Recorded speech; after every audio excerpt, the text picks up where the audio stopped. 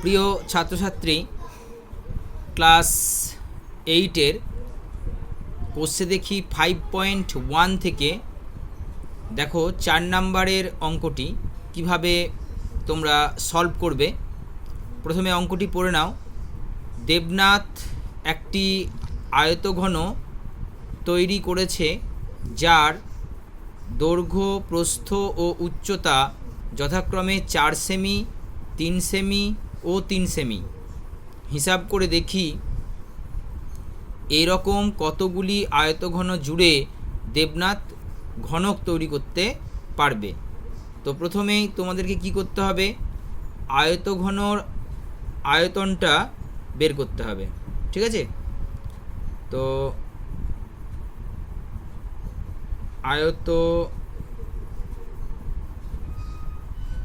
ঘনকের আয়তন সমান কি, দৈর্ঘ্য গণিত প্রস্থ গণিত উচ্চতা। তাহলে দৈর্ঘ্য কত বলে দিয়েছে, দৈর্ঘ্য বলেছে দেখো 4 সেমি, প্রস্থ কত বলেছে 3 সেমি, এবং উচ্চতা বলেছে দেখো 3 সেমি, ঠিক আছে? তাহলে এটা গুণ করে নাও, 4 3 12, 3 12 36, 36 কী হবে ঘন সেমি, ঠিক আছে? এটা গেল ঘনকের আয়তন। ঘনকের আয়তনটা আমরা বের করলাম। এরপর আমরা কি করব, 4 3 আর 3-এর লসাগু বের করব। 4 3 3-এর লসাগু সমান কত হবে, 12 হয়ে যাবে, তাই না? 4 3 আর 3-এর যদি তোমরা লসাগু করো তো প্রথমে 3 দিয়ে দেবে, 4 থাকলো, 3 1 3, 3 1 3, তাই না? তাহলে কত থাকছে, 3 4 12, তাহলে লসাগু হবে 12, ঠিক আছে? তাহলে ঘনকের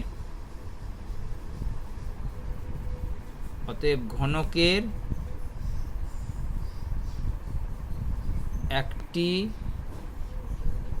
বাহুর দৈর্ঘ্য কত হবে, 12 সেমি। যে লসাগুটা হবে সেটাই হবে ঘনকের একটা বাহুর দৈর্ঘ্য। অতএব আমরা ঘনকের আয়তন কি লিখব, ঘনকের আয়তন হবে বাহুর কিউব। তাহলে 12 ইন্টু 12 ইন্টু 12 ঘন সেমি। 12 12 কত, 144, 144কে 12 দিয়ে গুণ করো, তাহলে দেখবে হবে 1728 ঘন সেমি, ঠিক আছে? অতএব আয়তঘনকের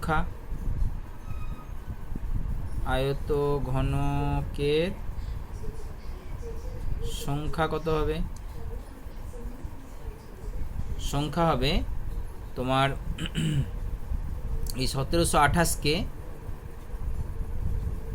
36 দিয়ে কি করতে হবে, ভাগ করতে হবে। ভাগফল কত হবে, 48। তাহলে কি লিখবে, এটা 48টি, ঠিক আছে? এইভাবে করতে হবে। আচ্ছা, তারপরে নেক্সট 5-এর দাগের যে অঙ্কটি রয়েছে দেখো, নিচের সংখ্যাগুলিকে ক্ষুদ্রতম কোন ধনাত্মক সংখ্যা দিয়ে গুণ করলে গুণফল পূর্ণ ঘন সংখ্যা হবে। আচ্ছা বেশ, তাহলে তোমাকে কি করতে হবে, দেখো আমি 2-এরটা করছি। তবে প্রথমে 200টা ভেঙে নাও, 200কে ভাঙলে 100 পাবে। এরপর 50 দিয়ে দাও, তারপরে আবার 50 দিয়ে 100 হলো, তারপর 2 দিয়ে আবার দাও 25, তারপরে দাও 5 5 25, তাই না? তাহলে তুমি কি পেলে, 200 সমান 2 ইন্টু, মানে আমরা এটা লসাগু করে নিলাম, ঠিক আছে, উৎপাদকে বিশ্লেষণ 2 ইন্টু 2 ইন্টু 2 ইন্টু 5 ইন্টু 5। তাহলে এই 2টা আমরা কিউব আকারে পেলাম, কারণ দেখো 3টে 2 রয়েছে, তাই না? কিন্তু 5টা আমরা পাইনি, 5 দুটো রয়েছে, মানে 5 স্কোয়ার। তাহলে কিউব করতে গেলে তোমাকে আর একটা 5 লাগবে। তাহলে কি করতে হবে, এটাকে 5 দিয়ে যদি গুণ করি আমরা, তাহলে কিন্তু এটা একটা পূর্ণঘন সংখ্যা হয়ে যাবে। তখন আমরা লিখব অতএব 200কে 5 দ্বারা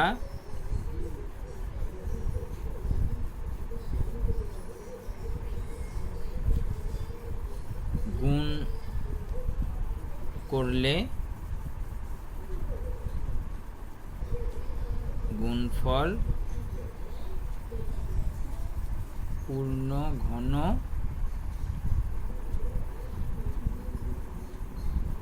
সংখ্যা হবে।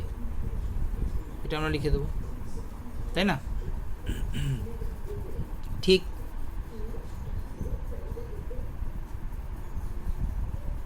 আবার আমরা একইভাবে উৎপাদকে বিশ্লেষণ করে দেখো 6 দাগের অঙ্কটা, নিচের সংখ্যাগুলিকে ক্ষুদ্রতম কোন ধনাত্মক সংখ্যা দিয়ে ভাগ করলে ভাগফল পূর্ণঘন সংখ্যা হবে। অর্থাৎ একটা দেখবে এক্সট্রার একটা সংখ্যা চলে আসবে। এখানে যেমন একটা কম ছিল, পূর্ণঘন হওয়ার জন্য একটা আমরা কম পাচ্ছিলাম, সেজন্য যেটা কম পাচ্ছিলাম সেটা দিয়ে আমরা গুণ করলাম, পূর্ণঘন সংখ্যা পেয়ে গেলাম। ঠিক এখানে একটা অতিরিক্ত একটা নাম্বার চলে আসবে, ঠিক আছে, সংখ্যা চলে আসবে। সেই সংখ্যাটাকে আমাকে দিয়ে ভাগ করলেই আমরা সেটাকে পূর্ণঘন হিসাবে বিবেচনা করতে পারবো। তো প্রথমে 0 যেহেতু আছে, 2 দিয়ে অবশ্যই যাবে। তো 3 2 কত 6, আর একে 7 হচ্ছে, তাহলে 8 মানে 17, 8 2 16, আর একে 17, 7 2 14, আর একে 15, 10, 5 2 10। এবার 5 দিয়ে দাও, যেহেতু লাস্টে 5 আছে, 5 দিয়ে দাও। 5 7 কত 35, 35 আর 3 38, তাহলে আবার 37 হলো। 5 7 35, 36 37, 5 5 25, আবার 5 দিয়ে দাও। 5 1 5 আর 2 7, 27, 5 5 25, আর 2 27, আবার 5 5 25, তাই না? 5 1 5 আর 2 7 27, 5 5 25। আচ্ছা, আরেকবার দেখে নাও। 2 3 6, 2 3 6। আচ্ছা, এখানে ভুল হয়েছে, এটাও 2 3 6 হবে। আরেকবার সাইডে করে নাও। 6 7 5 0। আচ্ছা, প্রথমে 2 দিয়ে দাও, 2 3 6, আবার 2 3 6 হবে। 17 ধরে নিয়েছিলাম তখন। 2 3 6, 6 আর একে 7 15, 7 2 14। আচ্ছা, প্রথমে কি করলাম, হ্যাঁ, তাহলে 7 2 14 15, 10, 5 2 10, তাই না? আবার 5 দিয়ে দাও। 5 6 30, 5 7 35 বেশি হয়ে যাবে। 5 6 30, তাহলে 33, তাহলে 37, 37, 5 7 35, 5 5 25, তাই না? 5 দিয়ে দাও আবার। 5 1 5, 1 6 17, 3 5 15, 3 5 15, 16 17, 5 5 25, আবার 5 দিয়ে দাও। 5 2 10, আর 3 13, 35, 5 7 35, এবার দাও 3 দিয়ে। 3 9 27, তারপরে 3 3 7। তাহলে দেখো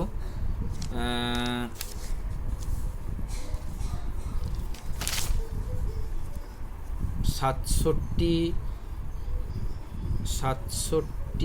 50 সমান কি পেলাম আমরা?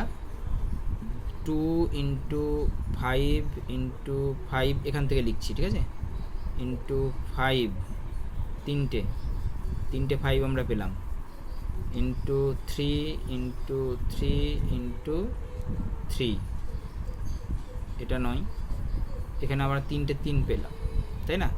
তাহলে তাহলে কি পাচ্ছি আমরা 2 ইন্টু 5-এর কিউব করতে পারছি, ইন্টু আমরা 3-র কিউব করতে পারছি, কিন্তু 2টা পারছি না। তাহলে 2টা এক্সট্রা নাম্বার, একটু আগে আমি বলছিলাম যে একটা অতিরিক্ত নাম্বার দেখবে চলে আসবে।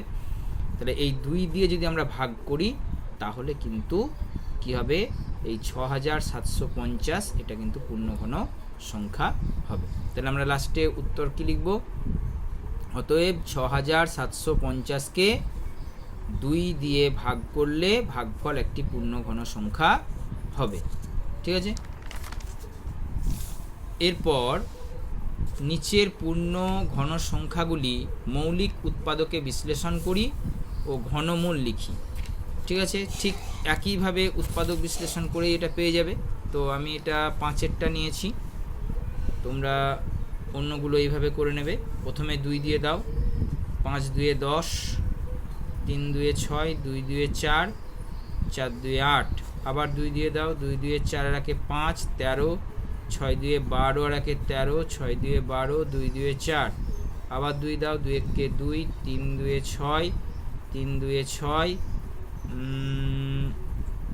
2 1 2, এবার 11 দিয়ে দেখো, 11 11 121, 11 কে 11, 11 কে 11, 12 13 23, 11 2 22, 11 2 22, 22 আর 23, 11 কে 11, তাহলে 11 11 121। ঠিক আছে, তাহলে আমরা পেয়ে গেলাম। তাহলে আমরা এটাকে ঘনমূলটা এইভাবে লিখতে হয়, এই রুটের এই জায়গাটায় তোমরা 3টাকে লিখে দেবে। ঠিক আছে, 3টাকে লিখে দেবে, আর নাম্বারটা লিখবে 10648 দিয়ে কি করবে, সমান চিহ্ন দেবে, দিয়ে আবার এটা লিখবে, এখানে 3টা দিয়ে দেবে রুটটা দিয়ে, এবার লিখবে 2 into 2 into 2 into 11 into 11 into 11, এটা একটু বাড়িয়ে দেবে।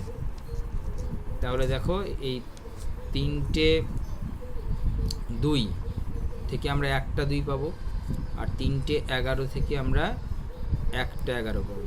তার মানে কত হবে, 22 হবে, তাই না? ঠিক আছে, thank you for watching this video.